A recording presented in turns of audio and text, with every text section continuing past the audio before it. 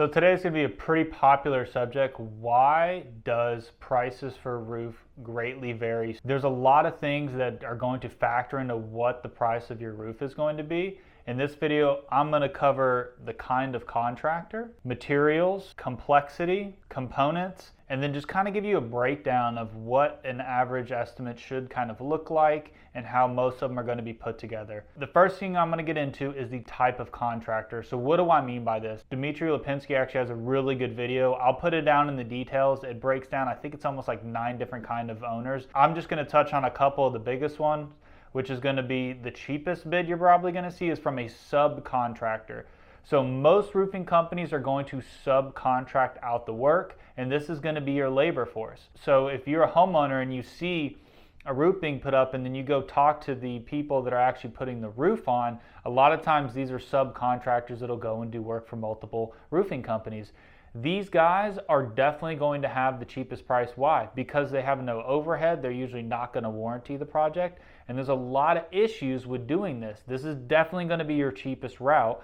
But like I said, you're most likely going to get a tail light warranty. It's going to be really hard to get a hold of these people. They're typically not going to care as much about the components of the roof and making sure everything is by one manufacturer to give you the best warranty.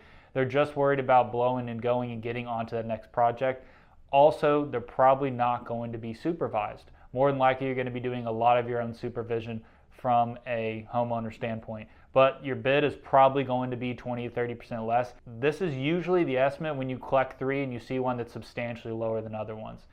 The next one is going to be an owner-operator, to where it's just one person. So one person is doing all the invoicing, he's ordering all the materials, he's site supervising, he's doing pretty much everything start to finish. He doesn't have, a big office behind him. He's just usually working at a home.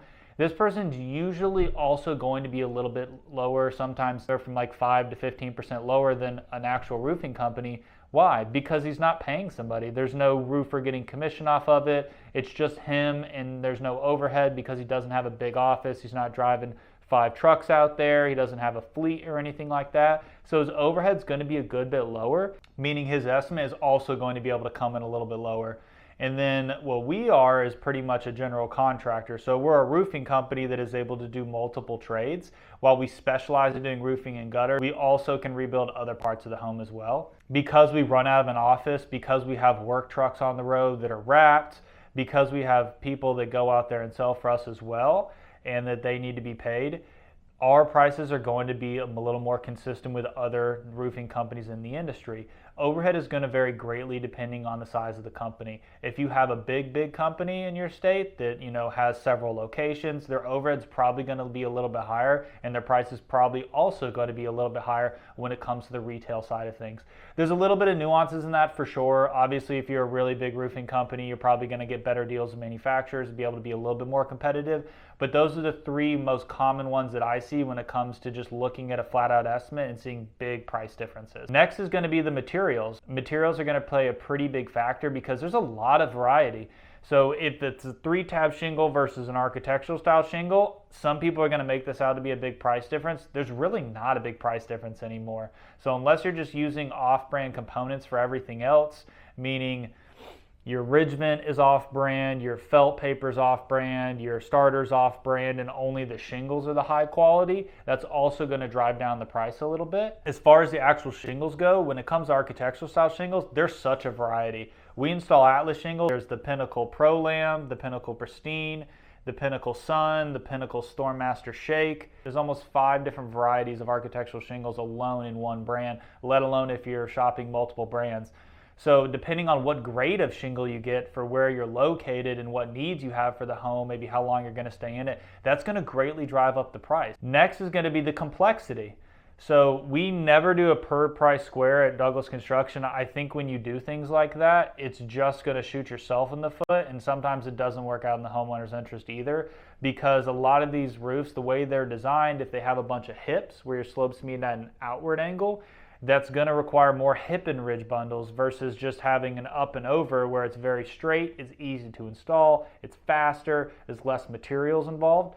that's going to greatly change the price of the project, especially if you're getting into high profile hip and ridge versus regular hip and ridge. Those nuances makes a different price between two homes that are the same quote unquote 35 square surface area. Some may be a lot more complex, and that's definitely going to play a big factor. Now I want to dive a little bit more into the components. So the components is also going to be a factor into what the price you're paying is going to be. Meaning the ventilation system could be very different. If you have turtleback vents on your home existing right now, and you want to say switch to ridge vent because somebody wants to upgrade you that, there's additional labor cost involved with installing ridge vent on your home versus somebody who wants to put back the same product and maybe a little bit cheaper to go that route. Or maybe you want to go up to power vents because the way your roof is designed, the louvers or a static ventilation system just doesn't work on your home. So now if your roofing company can't hook up the power vents, now you're looking at hiring an electrician as well. So depending on how that roof is also put together, what the components are going to be that's going to ultimately give you that lifetime roofing system may drive up different parts of the cost. Again, doubling back on the material side of things, there's a lot of different grades even within the components. So felt paper, there's a few different varieties of felt paper that gradually increase. There's not a huge difference, meaning all of them serve the same function. But sometimes if you have a roof that doesn't breathe very well, meaning it doesn't have a lot of ridge ventilation or it's more of a pyramid style, a more breathable felt paper may be a better option, but a lot of that's going to double the cost of the felt paper, meaning that could be a few several $100s more to the project. So it's super important to go line item by line item, side by side, and ask those questions and see, no matter what the manufacturer that the roofing company is using to install, that they're still having all the same amount and similar components that are actually being installed on the roof. Just a side note as well, if somebody doesn't install a certain number of qualifying components, meaning if you're installing a GAF roof and you only use 3 GAF products but the other ones are off brands, that could also affect your ability to get an extended warranty.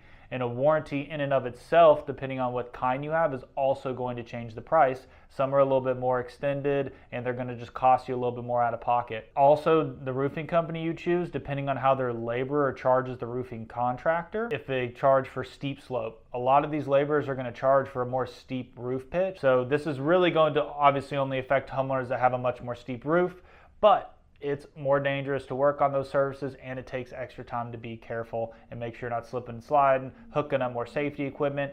A lot of that factors in, and that should be an extra line item on the estimate as well. If you're asking yourself, you're looking at different quotes, you're trying to figure out what's what, and then also if you just want to know the price of a roof, these are some of the guidelines that are going to help you determine why the prices vary so greatly between different roofing contractors. Hope this helps, guys. Thanks for watching.